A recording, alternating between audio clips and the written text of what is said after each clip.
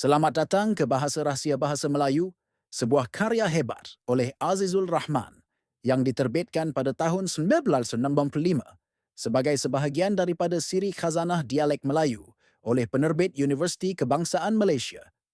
Buku ini adalah pintu masuk ke dunia yang jarang diterokai, dunia bahasa rahsia dalam masyarakat Melayu.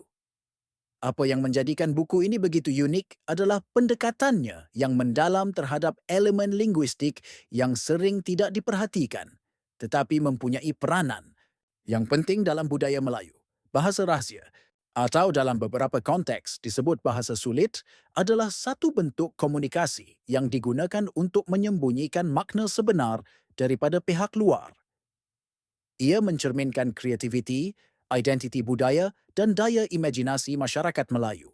Dalam buku ini, Azizul Rahman meneliti struktur, fungsi, dan variasi bahasa rahsia, selain membincangkan bagaimana ia diwariskan dari satu generasi ke generasi lain. Mari kita mulakan perjalanan mendalam ke dalam elemen budaya Melayu yang kaya dan penuh misteri ini. Bab 1. Pengenalan kepada bahasa rahsia. Apa itu bahasa rahsia? Bahasa rahsia adalah satu bentuk komunikasi yang diubah suai untuk melindungi makna daripada pihak yang tidak diingini. Dalam konteks masyarakat Melayu, bahasa rahsia sering kali digunakan oleh kumpulan tertentu untuk mengekalkan kerahasiaan atau untuk mencipta ruang komunikasi eksklusif.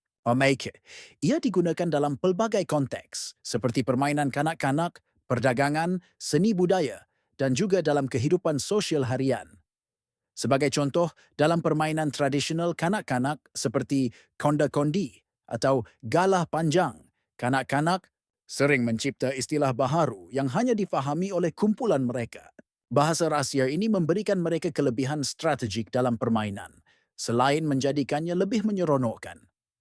Dalam kalangan belia pula, bahasa rahsia digunakan untuk mengekspresikan identiti generasi mereka, seperti mencipta istilah-istilah yang hanya difahami oleh rakan sebaya.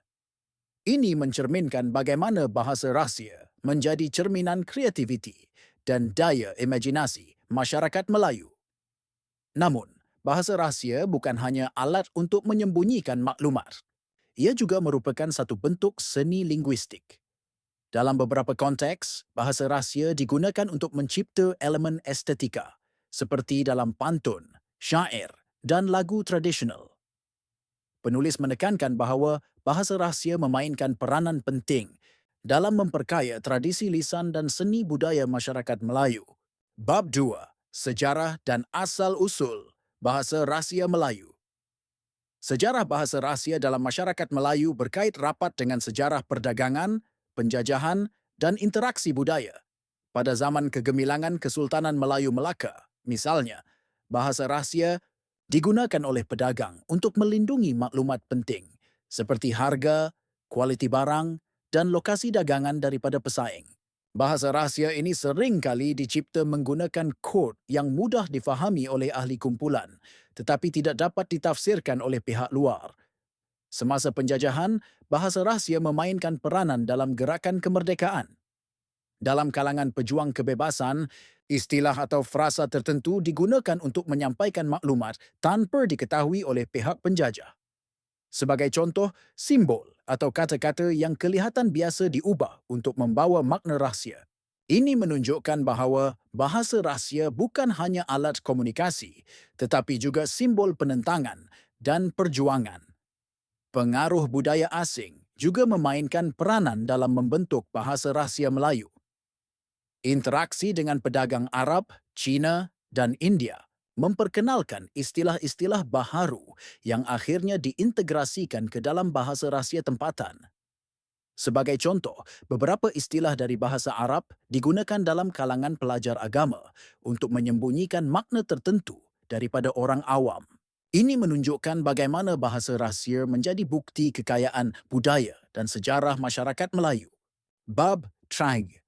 Struktur dan ciri-ciri bahasa rahsia. Bab ini adalah inti pati kajian linguistik buku ini.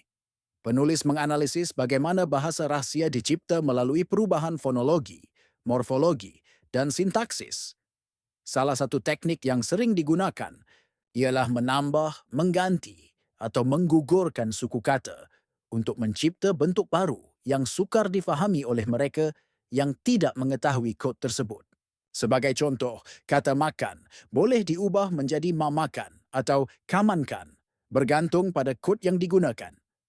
Selain itu, penulis meneliti pelbagai variasi struktur bahasa rahsia yang wujud di kalangan komuniti Melayu.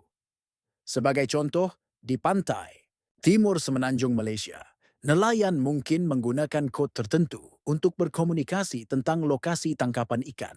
Kod ini seringkali disesuaikan dengan elemen tempatan, seperti nama tempat atau istilah yang hanya dikenali oleh komuniti tersebut. Bahasa rahsia juga seringkali melibatkan elemen irama atau pola bunyi tertentu yang menjadikannya lebih mudah diingat. Dalam permainan kanak-kanak, misalnya, kata-kata rahsia seringkali dicipta dengan menggunakan bunyi yang menyeronokkan atau berirama, menjadikan permainan lebih menarik. Ini mencerminkan bagaimana bahasa rahsia tidak hanya bersifat utilitarian tetapi juga mencerminkan daya imajinasi dan kreativiti linguistik. Bab 4. Fungsi dan penggunaan bahasa rahsia dalam masyarakat. Bahasa rahsia mempunyai pelbagai fungsi dalam masyarakat Melayu.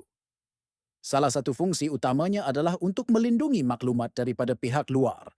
Sebagai contoh, dalam perdagangan, pedagang menggunakan bahasa rahsia untuk menjaga kerahsiaan maklumat penting seperti harga barang atau perjanjian dengan pelanggan. Bahasa rahsia juga memainkan peranan penting dalam memperkukuhkan identiti kumpulan. Dalam kalangan belia, misalnya, bahasa rahsia digunakan untuk mencipta ruang komunikasi eksklusif yang membezakan mereka daripada generasi lain. Dalam seni budaya pula, bahasa rahsia digunakan untuk menambah elemen estetika atau simbolik. Sebagai contoh, dalam pantun tradisional, frasa tertentu seringkali digunakan sebagai kod rahsia yang hanya difahami oleh pendengar yang berpengetahuan. Selain itu, bahasa rahsia juga digunakan dalam konteks ritual dan keagamaan. Dalam beberapa upacara tradisional, bahasa rahsia digunakan untuk menyampaikan makna yang mendalam tanpa melanggar norma budaya. Ini menunjukkan bahawa bahasa rahsia bukan hanya alat komunikasi, tetapi juga medium untuk mengekspresikan identiti budaya dan nilai-nilai masyarakat Melayu. Bab 5. Kajian kes dan contoh bahasa rahsia. Bab terakhir ini memberikan pelbagai kajian kes yang mendalam tentang penggunaan bahasa rahsia dalam masyarakat Melayu. Salah satu contoh yang menarik ialah penggunaan bahasa rahsia dalam kalangan nelayan.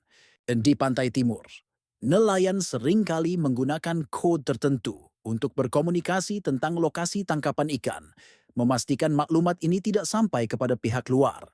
Kod ini seringkali melibatkan perubahan pada nama, tempat, atau istilah geografi. Kajian kes lain melibatkan penggunaan bahasa rahsia dalam permainan tradisional kanak-kanak. Misalnya, dalam permainan seperti sepak raga atau teng-teng, kanak-kanak sering mencipta kata-kata rahsia untuk memberi arahan atau membincangkan strategi tanpa diketahui oleh pihak lawan. Penulis juga menyertakan transkripsi perbualan dan analisis linguistik yang menunjukkan bagaimana bahasa rahsia digunakan dalam konteks ini. Penulis turut menyoroti bagaimana bahasa rahsia diwariskan dari satu generasi ke generasi lain, memastikan elemen ini kekal, relevan, dan hidup dalam budaya Melayu. Ini menunjukkan betapa pentingnya bahasa rahsia sebagai elemen budaya yang melestarikan tradisi dan identiti masyarakat. Penutup bahasa rahsia bahasa Melayu adalah sumbangan penting kepada kajian linguistik dan budaya Melayu. Buku ini membuka pintu kepada kekayaan dan kreativiti yang wujud dalam bahasa Melayu, sambil menunjukkan bagaimana bahasa ini mencerminkan sejarah, identiti, dan daya imajinasi masyarakatnya. Bahasa rahsia adalah bukti bahawa bahasa bukan hanya alat komunikasi, tetapi juga cerminan budaya, kreativiti, dan keunikan manusia. Dengan analisis yang mendalam dan contoh-contoh praktikal, buku ini menawarkan wawasan yang berharga tentang elemen unik budaya Melayu yang sering kali tidak diketahui. Melalui buku ini, kita dapat memahami dan menghargai kekayaan warisan linguistik kita.